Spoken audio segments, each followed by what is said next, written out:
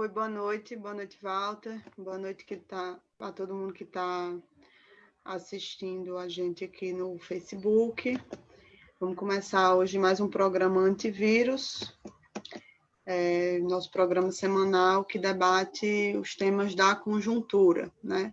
No programa de hoje a gente vai fazer um comentário geral sobre a conjuntura e depois vamos falar especificamente sobre o que aconteceu ontem, na verdade, o que aconteceu nos 2 últimos dias em relação à tática eleitoral do PT em João Pessoa, na Paraíba, né? Teve uma intervenção lá para obrigar o PT, que tinha uma candidatura própria, a apoiar a candidatura do PSB, do ex-governador Ricardo Coutinho. Então, é isso que a gente vai comentar de forma mais específica hoje aqui no Antivírus.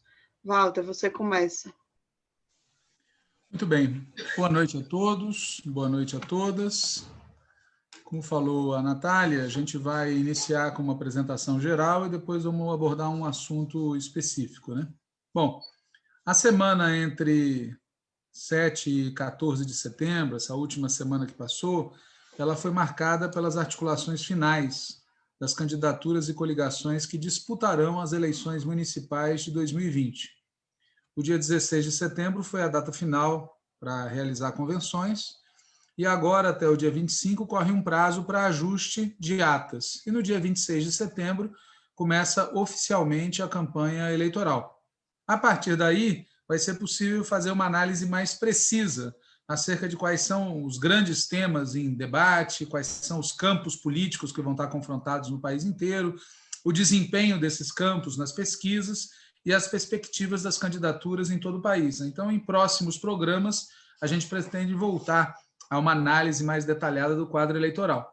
Mas, de imediato, ainda nessa fase de largada, os temas que nos parecem que estão muito fortes aí no debate são o tema da pandemia, a permanência da pandemia, a ajuda emergencial e a inflação do preço dos alimentos, né? Em relação à pandemia, o que predomina em todo o país é um relaxamento no isolamento social, né? Isso foi muito claro no dia 7 de setembro, no feriado do 7, nas aglomerações populares. Tem indicadores, ainda muito iniciais, de que, em função disso, tende a crescer o número de contaminados e o número de mortos. Mas não está claro exatamente se vai acontecer isso e o quanto acontecerá, né? Mas, confirmada essa hipótese, a gente vai ter que ver quais são as implicações políticas dela. Lembrando que não existe uma vacina, e mesmo quando exista uma vacina, vai ser necessário um certo tempo e um certo investimento para que ocorra a imunização. Em relação à ajuda emergencial, o governo Bolsonaro decidiu reduzir o valor e a abrangência, né?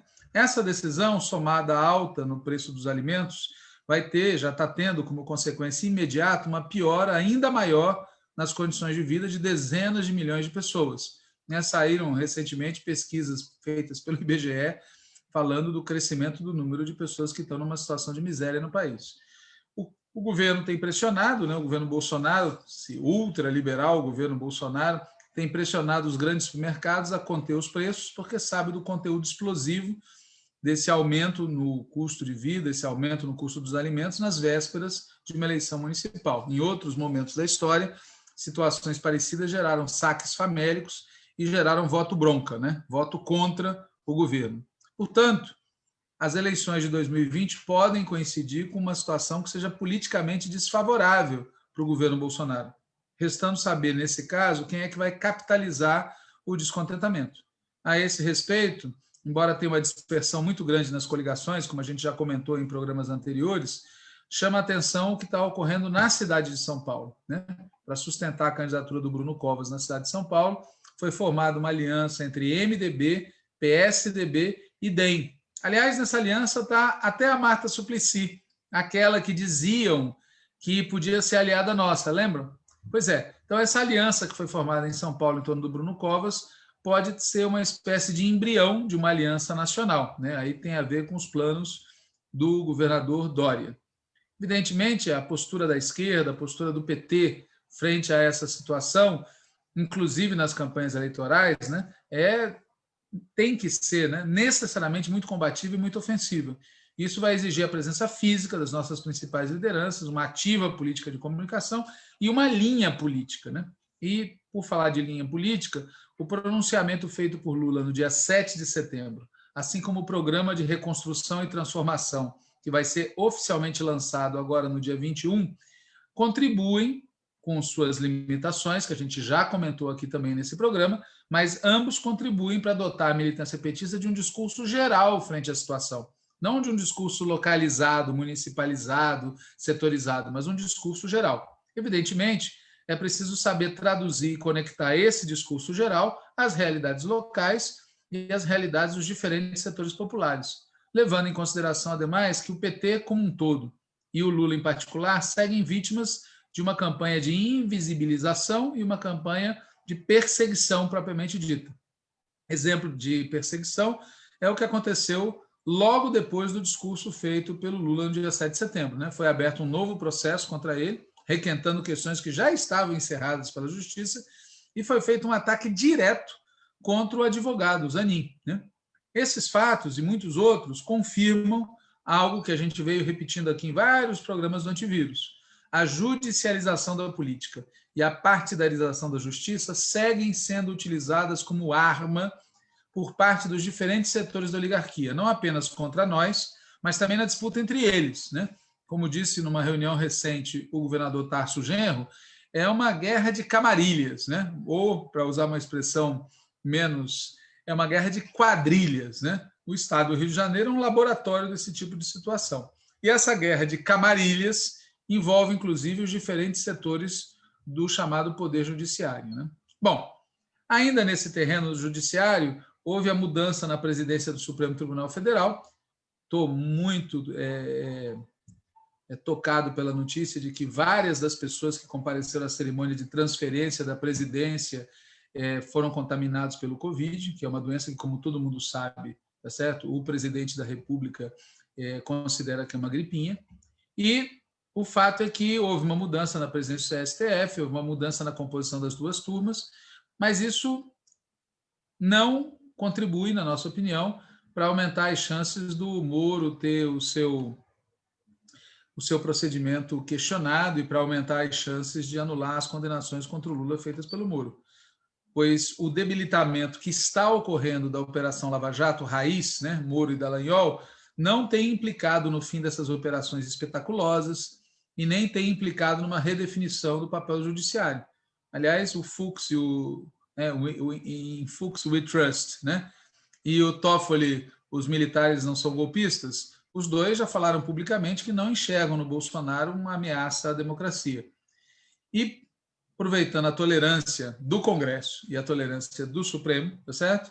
O Bolsonaro, o cavernícola, segue se movimentando, busca manter o apoio da cúpula de certas igrejas, busca administrar os conflitos na coalizão que o elegeu, busca manter a base no Congresso, e vem buscando também manter o apoio dos setores populares que são atraídos pelo discurso que ele faz, inclusive o discurso da chamada pauta de costumes. Né? A esse respeito, a gente quer aqui afirmar, uma vez mais, a gente não pode titubear na defesa do Estado laico. Né? Hoje, eu consegui que um deputado federal daqui de São Paulo, que é um dos deputados da bancada do PT que votou a favor da isenção, me explicasse os seus motivos, e eu só pude, depois de ouvir os motivos, dizer para ele que, de fato, eu não concordo com esses motivos. Né? De fato, aquela posição que a bancada do PT adotou foi a posição correta, e a posição da bancada do PCdoB foi a posição errada, né? Uma posição que coloca em questão o Estado laico, no fundo. Bom, mas voltando às dificuldades do Bolsonaro, uma das dificuldades dele é a situação da economia, especialmente a já citada elevação do preço dos alimentos, não só do arroz. Em agosto, a inflação foi muito dura para os setores mais pobres da população, mas tem outros aspectos da situação econômica que vão gerando dificuldades para o Bolsonaro. Um exemplo é que ele, para favorecer o Trump, tá certo? Ele favoreceu os produtores de milho dos Estados Unidos em detrimento dos produtores do setor sucroalcooleiro aqui no Brasil, inclusive do Nordeste, né? O que mostra a importância que a reeleição do Trump tem para o Bolsonaro. Né? Para quem não está acompanhando, o Trump é candidato à reeleição, os produtores de etanol de milho nos Estados Unidos pressionaram o Trump pressionou o Bolsonaro e o Bolsonaro prorrogou por mais 90 dias a alíquota zero sobre as importações do etanol produzido nos Estados Unidos, né? Favorecendo quem? O Trump, né?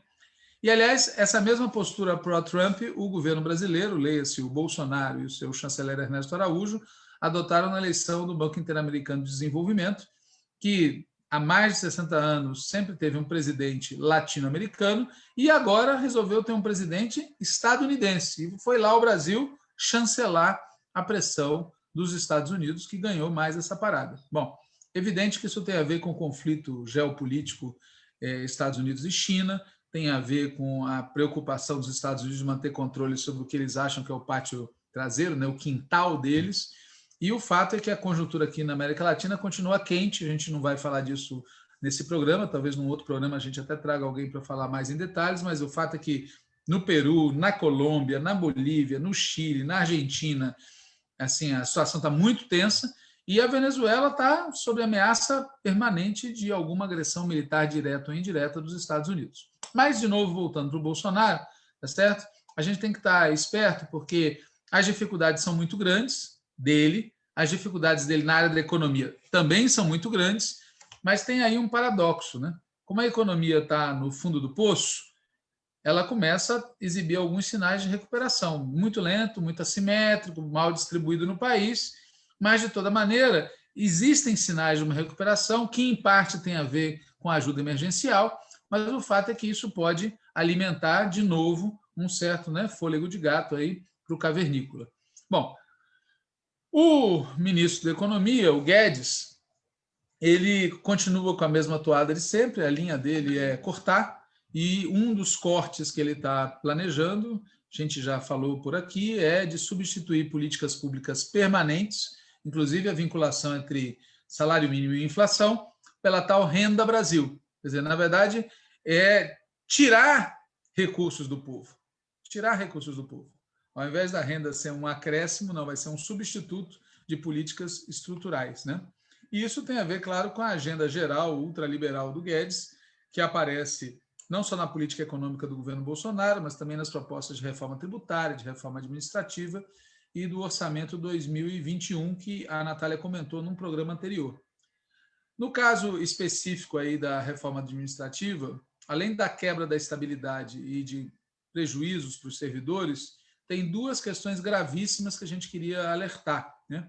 A primeira é a alteração no artigo 37 da Constituição Federal, agregando ao artigo 37 o princípio da subsidiariedade, ou seja, o Estado só vai entrar onde a iniciativa privada não der conta.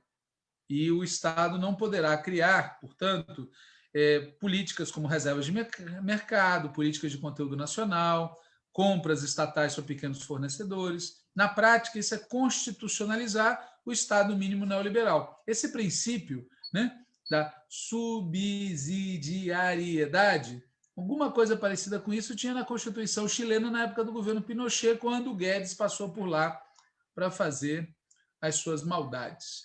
Nessa mesma reforma, né, administrativa, também se transfere ao presidente da República, sem precisar passar pelo Congresso, o poder de extinguir órgãos, empresas, remanejar ministérios, deslocar pessoal, ou seja, aumenta o poder autocrático de um presidente que já tem ambições ditatoriais e está cercado de militares por todos os lados. Bom, de toda maneira, quando a gente olha de conjunto a situação, como acentuou num debate que a gente fez recentemente o senador Humberto Costa, o que fica claro é que a instabilidade nesse governo é a regra, né? E isso fica muito patente na destruição ambiental, que virou um grande tema, né, nesse governo, e nesses últimos dias, essas últimas semanas, só ganha mais importância. É uma destruição ambiental provocada deliberadamente por esse ministro Salles, que devia ganhar o prêmio Nero, né? E, além disso, tem um outro fator também bastante sintomático da instabilidade que a gente vive. Nós estamos na véspera de uma eleição, né? A eleição é uma instituição, um instituto da chamada democracia liberal burguesa, onde todos nós temos o direito a um voto, somos iguais perante a lei e pacificamente resolvemos as nossas divergências no debate político e no voto secreto. Nós estamos nas vésperas disso. Pois bem, nas vésperas disso, as autoridades policiais acabaram de divulgar que de janeiro a agosto de 2020 teve um crescimento recorde do armamento nas mãos das pessoas. Mais de 100 mil novas autorizações para porte de armas. Se alguém não percebe o que isso quer dizer e não saca que isso é um sinal de uma instabilidade profunda, tá certo? Não sei mais o que dá como exemplo. Então, o que eu teria para falar aí, sintetizando os últimos dias da conjuntura, é isso. Natália, é contigo. Então, gente, feito esse panorama aí geral que Walter trouxe, eu queria aqui relatar para vocês o que aconteceu nos últimos dias em relação à tática eleitoral na cidade de João Pessoa, na Paraíba. É uma situação que, a rigor, segue em curso, né? Conforme vocês vão poder ver aí pelo relato que eu vou fazer, que, na minha opinião, fala por si. Primeiro, é importante a gente fazer um resgate geral sobre a tática formulada pelo PT para essas eleições municipais e também sobre a sua aplicação prática, né? Isso é algo que a gente já vem comentando aqui nos últimos meses, nos programas, de forma espaçada, mas eu vou tentar aqui sintetizar um pouco um comentário sobre isso. Então, a primeira coisa é que o Partido dos Trabalhadores deliberou uma tática no início do ano, né? Uma tática que determina que a gente deve ter candidatura própria no maior número de cidades possíveis, em especial nas grandes cidades, com destaque para as capitais, né, argumentando que as eleições de 2020 serão uma grande oportunidade para o PT conversar com a sociedade brasileira, defender o nosso legado e também uma grande oportunidade de fazer o debate das questões nacionais. Então, essas são palavras minhas, apesar de eu também concordar com o conteúdo delas. São palavras extraídas da resolução sobre tática eleitoral aprovada na Executiva Nacional no início do ano. É a mesma resolução que vetou alianças com o DEM, com o PSDB, com bolsonaristas. Acontece que, na vida real, a materialização dessa tática tem enfrentado inúmeros problemas. Alguns desses problemas a gente já vem comentando aqui no programa, né, nas últimas semanas e meses. O primeiro é o fato de o partido não estar organizado em todo o país, né? Basta ver que, por exemplo, no estado de Roraima, tudo indica que não haverá nenhuma única candidatura a prefeito do PT. Ou, outro exemplo, em cerca de 40% dos eleitores, do eleitorado brasileiro, não vai ter a possibilidade de votar em uma candidatura a prefeito do PT, ou seja, onde tem petistas em 40% do eleitorado, não terão como votar em uma candidatura a prefeito do PT por falta de organização partidária nessas cidades, né? Então, esse é um primeiro problema em relação à aplicação prática dessa tática eleitoral. O segundo tipo de problema diz respeito à existência no partido de setores que defendem a mesma política de alianças implementada desde 2002, com partidos de centro-direita, e inclusive com o plus desse atual momento, que é alianças com o bolsonarismo, né? Então, em nome dessas alianças, se abriu mão de ter candidatos próprios em troca de apoios que são inaceitáveis, né? Vide o que aconteceu na cidade de Belford Roxo, né? Que a gente falou aqui muito, ficou muito famosa essa situação, mas não é a única, é apenas a que ganhou destaque nacional, mas não é a única, né? Então, esses seriam dois primeiros problemas. Além desses dois problemas, que são coisas, digamos assim, negativas, tem outra questão que é positiva, mas que gera dificuldades na implementação da tática, que é a busca por construir alianças com setores do campo democrático popular. Obviamente que a gente deve buscar construir alianças com esses setores, mas o problema é que eles também são atravessados por grandes contradições, né? O que faz com que em muitas cidades do país, mesmo que possam, esses partidos ou alguns setores deles não aceitem fazer aliança com o PT, né? E, em outros casos, a gente tem a situação de setores desses partidos que são nominalmente de esquerda ou de centro-esquerda, de fato, acabam sendo de centro-direita ou de direita. Então, enfim, é uma situação muito complexa, né? A situação na qual se aplica a tática definida numa resolução partidária. E é nesse contexto que a gente deve entender e analisar essa intervenção que está em curso no Diretório Municipal do PT em João Pessoa, né? João Pessoa estava encaixada até 2 dias atrás naquele bloco de capitais de cidades grandes, onde a situação estava relativamente tranquila, né? Tinha uma candidatura própria sendo construída, de um companheiro que é deputado estadual, Anísio Maia, e o único elemento sobre a situação de lá que chegava ao Diretório Nacional era o informe de que havia um acordo de apoio mútuo com o PCdoB, envolvendo João Pessoa e Campina Grande. Nós apoiaríamos o PCdoB em Campina Grande e o PCdoB nos apoiaria na capital, indicando o vice.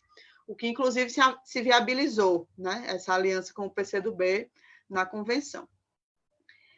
Agora, um parênteses aqui para a gente ressaltar e deixar bem explicado que não foi fácil, né? Não foi simples chegar nessa construção de ter uma candidatura própria na cidade de João Pessoa.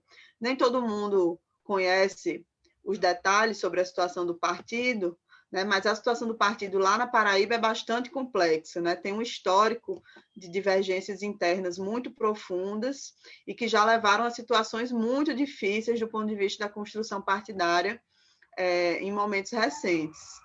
E, apesar disso, né, nesse último período, especialmente com a formação da atual direção, né, no final do ano passado, com o PED e o Congresso, se conseguiu construir um grau alto de unidade interna no partido lá. Inclusive, teve uma chapa de unidade no âmbito estadual e municipal, nas eleições internas do PT, né, no PED, algo que, se eu não me engano, só aconteceu lá, no país inteiro, ter chapa estadual unitária, né? Então, é importante entender o que está acontecendo lá agora, em relação à tática eleitoral, também à luz desse contexto, né, do contexto da construção partidária.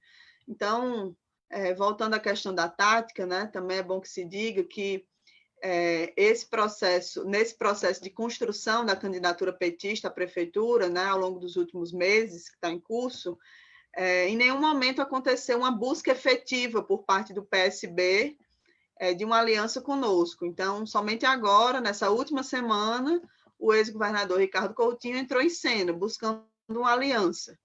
E muita gente diz que o que ele busca não é uma aliança política de fato, né, com o PT, mas é o tempo de rádio e TV do partido nas eleições.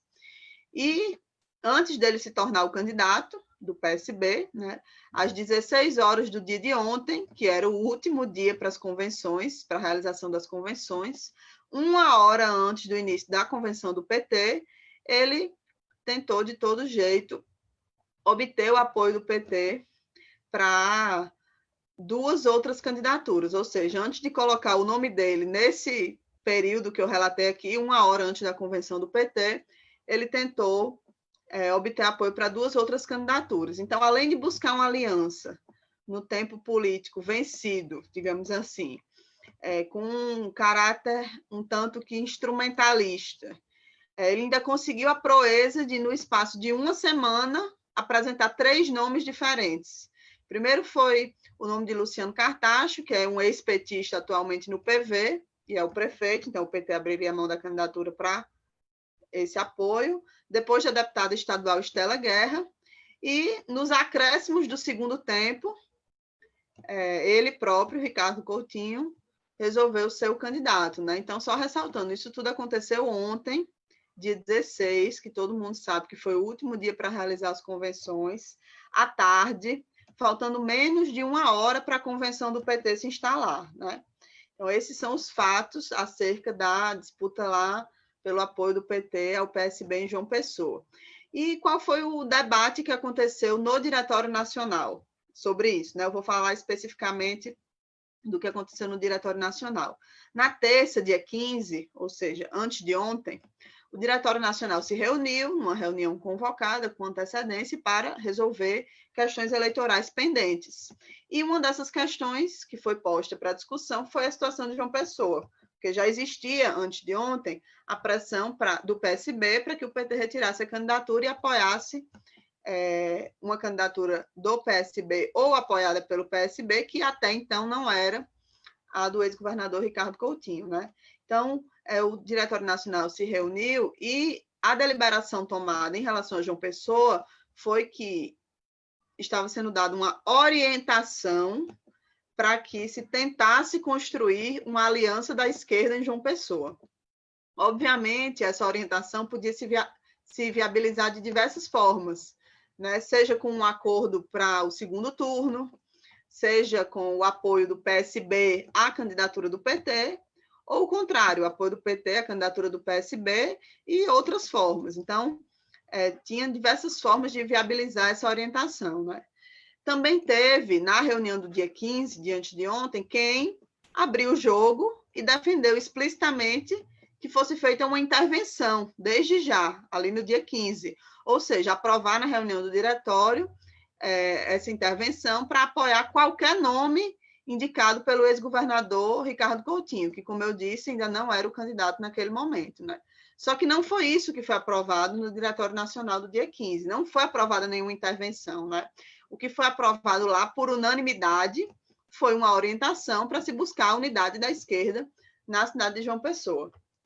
E aí, nas 24 horas que se seguiram a essa reunião do Diretório Nacional, aconteceram várias reuniões que desembocaram na constatação de que a gente marcharia separado no primeiro turno, ou seja, o PT teria sua candidatura e o PSB seguiria seu caminho, né? A aliança entre o PT e o PCdoB seria mantida, com o PT indicando o candidato a prefeito e o PCdoB indicando o candidato a vice. E aí, no final da tarde de ontem, né, 24 horas depois do final da reunião do diretório, a gente foi informado da decisão do ex-governador Ricardo Coutinho de ser ele mesmo o candidato.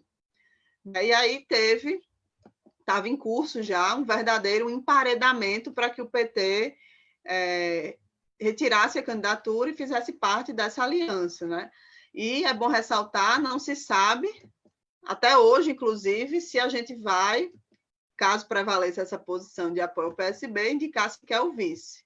E foi aí que começaram os imensos atropelos que aconteceram na noite de ontem, né? Atropelos absurdos, totalmente incompatíveis com a história do nosso partido, com o nosso modo de funcionamento, com a concepção de partido que a gente defende, né? Que é diferente da concepção de partido dos partidos tradicionais. O que aconteceu foi que, após o comunicado do ex-governador Ricardo Coutinho de que ele seria o candidato, a presidenta Gleisi fez circular no grupo de WhatsApp do Diretório Nacional uma proposta para que fosse anulada parcialmente a convenção do PT de João Pessoa, que estava em curso, ou seja, ao mesmo tempo que acontecia a convenção do PT de João Pessoa,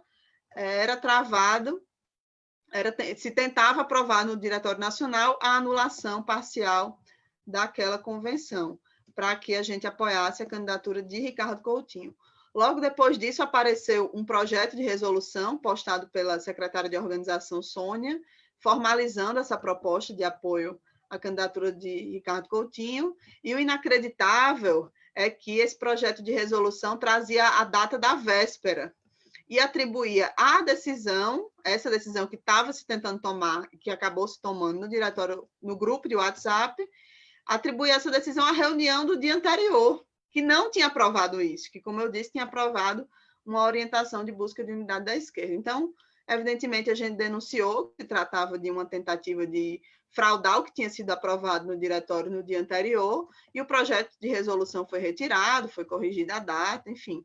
Mas, de fato, o que houve é que não teve reunião do diretório, formalmente convocada para debater o assunto, sequer teve reunião, porque a discussão foi feita num grupo de WhatsApp, e sequer teve discussão e debate, porque, na verdade, o que teve foi uma proposta colocada em votação de forma abrupta, né? Então, o que aconteceu foi uma intervenção na tática eleitoral, numa capital, foi aprovada aos 50 minutos do segundo tempo, através de uma enquete no grupo de WhatsApp do Diretório Nacional, né? Na verdade, um grande jogo de cartas marcadas, porque após a mensagem da presidenta Gleisi, começam a jogar um monte de frases de acordo, estou de acordo, na tentativa de encerrar o assunto o mais rápido possível, né? Com certeza, muita gente protestou, né, no grupo do diretório contra esse absurdo, que é tomar uma decisão daquela importância, dessa forma, né, de uma forma tão atropelada, e fora da legalidade do partido, é importante que se diga isso. E a direção do PT de João Pessoa informou e manteve essa posição, né, até hoje, que tinha a intenção de manter a candidatura, né, que foi fruto de um longo processo de construção partidária e que estava sintonizada com a tática eleitoral nacional, né, uma candidatura própria, com a aliança com o PCdoB, tudo certo.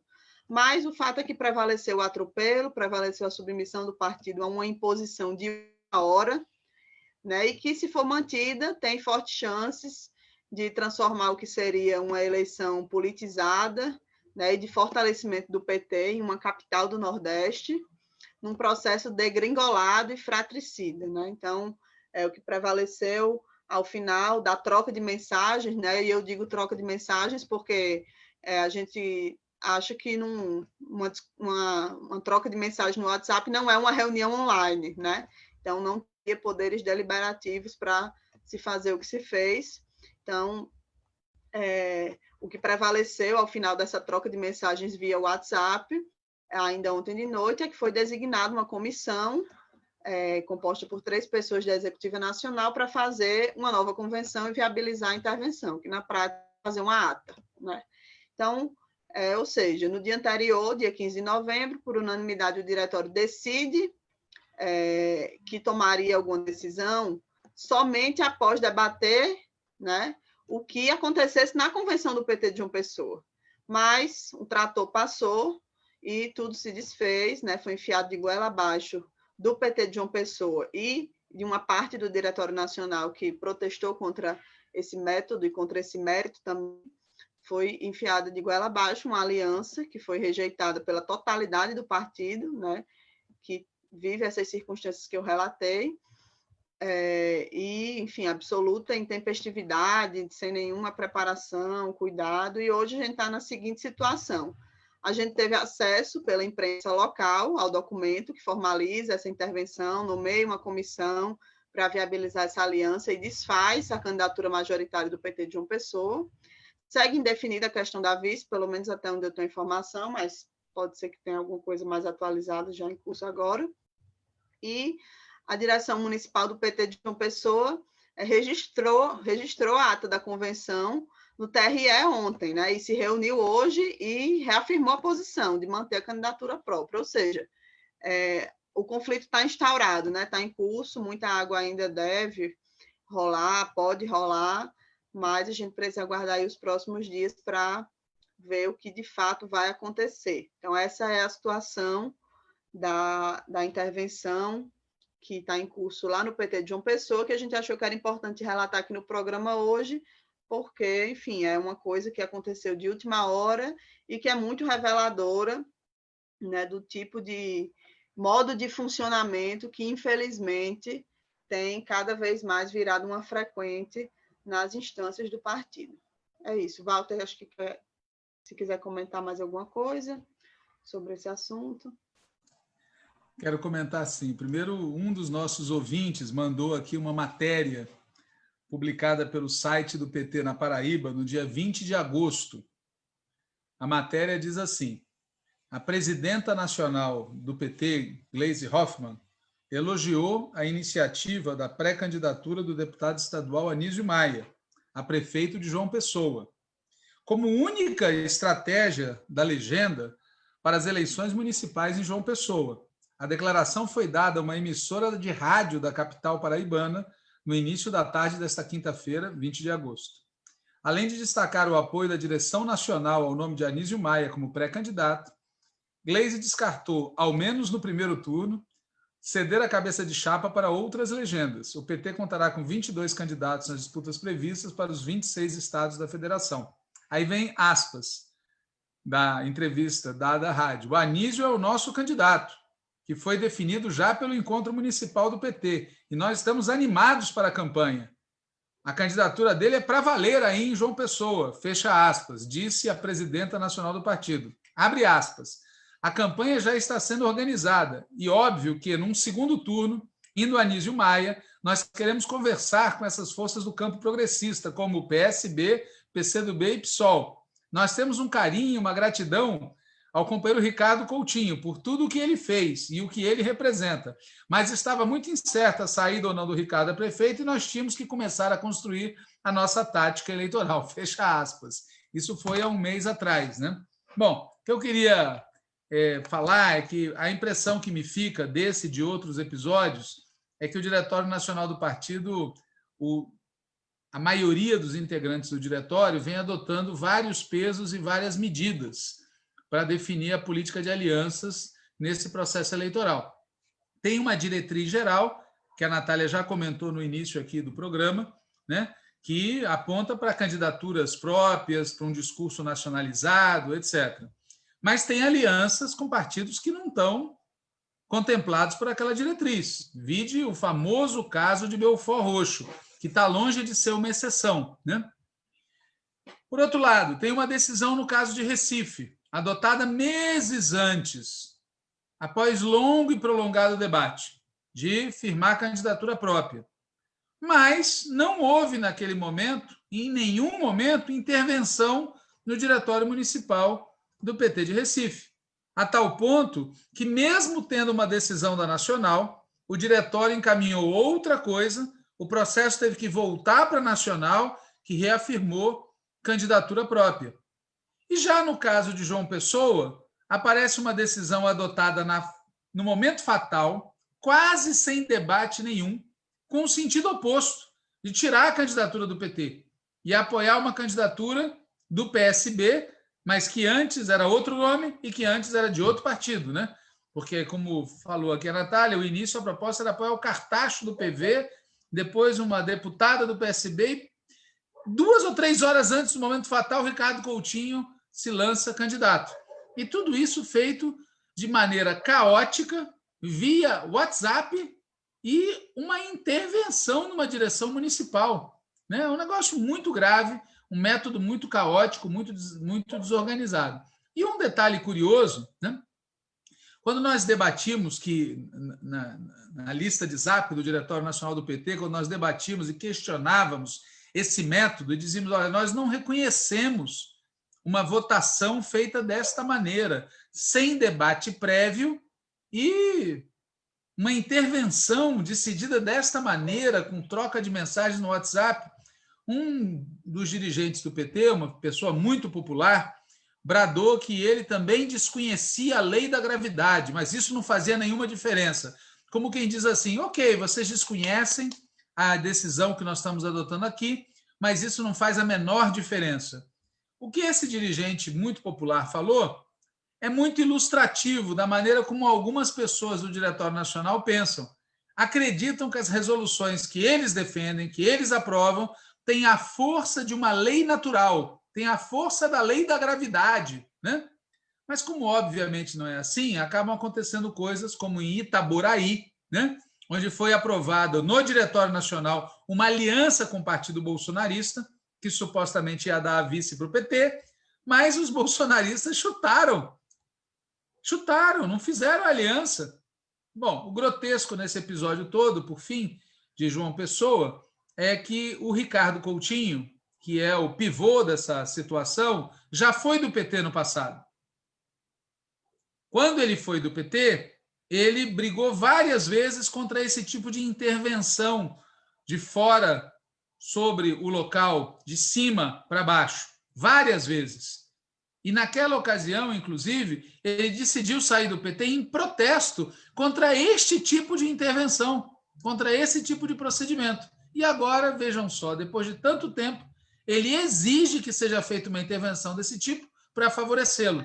Vamos falar claro, esse tipo de atitude não é de quem respeita partidos políticos coletivos, nem decisões nacionais. É outra coisa. É um método de coronelismo político. Por isso, o mais grave nesse episódio todo não é a candidatura em si, porque outro método poderia ter levado a esse resultado. O grave é que, da maneira como foi feito, tanto a decisão do PT quanto o procedimento do Ricardo Coutinho, se isto for até o final, se isso não for revertido, o efeito concreto é sacrificar o PT, sacrificar o partido e sacrificar um método de fazer política, baseado não em pessoas, mas sim em organismos coletivos, representativos, com democracia, etc. Claro que existem pessoas que aprovaram a candidatura do Ricardo Coutinho desse jeito que eu acabei de falar e que a Natália descreveu, achando que o que eles estão fazendo também respeita o princípio. Afinal de contas, o PT é um partido nacional e a decisão nacional, claro que a decisão nacional, no limite, pode e deve prevalecer, mas dependendo de como ela seja promovida, dependendo de qual seja a decisão e dependendo do método, o desfecho pode ser muito, mas muito negativo para o PT. E é o que, na nossa opinião, pode ocorrer nesse caso, se essa decisão em João Pessoa não for revertida. É isso. Então, acho que a gente encerra por hoje, né? A ideia era mesmo trazer um panorama geral e comentar especificamente esse caso de João Pessoa. Nas próximas semanas, a gente vai estar aí sempre trazendo informações, né, sobre o cenário eleitoral, a campanha. O próximo programa é o último programa antes do início do período eleitoral oficial, né? Então, esse assunto vai ser um assunto cada vez mais presente na conjuntura. A gente vai estar também aí no programa, a cada semana, comentando sobre a situação eleitoral. É isso, né, Walter? Vamos encerrar por hoje. Você quer comentar mais alguma coisa? Você está sem microfone, sem áudio. Eu estou aqui tentando localizar um comentário que foi enviado por um militante do PT lá da Paraíba, e acho que vale a pena ler, sem citar a fonte, porque ele não autorizou. Várias pessoas disseram que era muito importante apoiar a candidatura do Ricardo Coutinho, porque o Ricardo Coutinho tinha sido muito leal ao PT, ou ao companheiro Lula, ou a Dilma, enfim. Coisa que ninguém questiona, né? E, de fato, diz essa pessoa aqui, é verdade, Ricardo Coutinho, a partir do segundo turno de 2014, pois no primeiro turno de 2014 ele votou na Marina e bateu no PT, a partir do segundo turno de 2014, Ricardo Coutinho posicionou-se favorável à reeleição de Dilma e esteve firme contra o golpe o tempo inteiro, até o último instante, em 2016. Também é verdade que Ricardo Coutinho não teve nenhum ônus político para ele.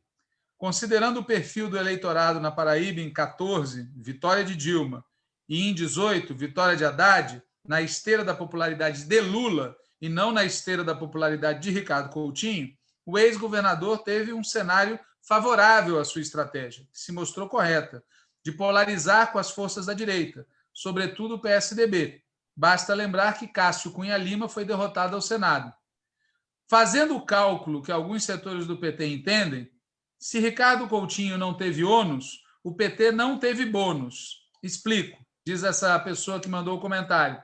Ricardo Coutinho não reverteu nenhum voto pró-golpe. Dos 12 deputados da Paraíba, 3 votaram contra o golpe. Um do PT, um do PDT, que tem vida própria, e um do PR. Para nossa surpresa, uma pessoa aliada de Cunha e sem relação com Ricardo Coutinho. Todos os aliados de Ricardo Coutinho em Brasília, DEM, PTB, votaram no golpe. Só esse comentário que a pessoa faz para relativizar a ideia de que, em nome da solidariedade dada a Dilma e a Lula, tá certo? Nós teríamos que apoiar a candidatura de Ricardo Coutinho automaticamente, nos termos que ele quer, do jeito que ele quer. Lembrando, é bom lembrar disso, que quando ele foi vítima, recentemente, de mais uma estrepulia policial judicial, o Partido dos Trabalhadores foi dos primeiros a se posicionar publicamente a favor dele. Acho que, inclusive, antes do seu próprio partido, o nosso partido tomou posição. Portanto, não é correto colocar as coisas nos termos que alguns fazem, de dizer que nós temos uma dívida. Não se trata de dívida em nenhum sentido. Se trata de uma discussão concreta de tática eleitoral. Essa opção que foi feita pode nos custar muito caro. Pode, inclusive, nos custar a derrota para a direita. Teria sido mais inteligente, se o objetivo é derrotar a direita, uma outra tática, ou de uma unidade lá atrás, ou de uma unidade consensual, ou de marchar separados agora para se unir no segundo turno. O que foi feito não é nada disso e não contribui para a unidade da esquerda e não contribui para a sobrevivência de um conceito de partido e do próprio PT. É isso. Ok. É isso, gente. Boa noite. Até a próxima quinta-feira com mais um programa Antivírus. Boa noite, Walter. Você está sem áudio.